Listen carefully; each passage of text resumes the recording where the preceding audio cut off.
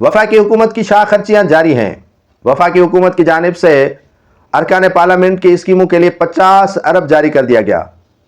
आवाम को रिलीफ देने के लिए इनके पास कोई पाई भी मौजूद नहीं है। बिजली की नरख देख लें, गैस के नरख देख लें, महंगाई जो उरूज पर पहुंच चुकी है, अशिया खुर्दोनोश के होशरुबा कीमतों में इजाफा किया जा चुका है। तो हुकूमत ने वहाँ उन स्कीमों की मंजूरी दे दी जिनके न सर होता है न पाँव होती है।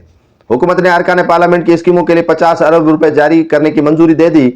अरकान पार्लियामेंट की स्कीमों के लिए 50 अरब जारी करने की मंजूरी दिए जाने के बाद 50 अरब का 60% फंड या 28 अरब 87 करोड़ हुकूमत पंजाब को जारी किए जाएंगे। सिंध हुकूमत को कुल 15 अरब 25 करोड़ रुपए जारी किए जाएंगे और बलूचिस्तान को 2 अरब रुपए से ज़ायद फंड जारी किए जाएंगे और खैबर पख्तूनख्वा को 1 अरब रुपया जारी किया जाएगा।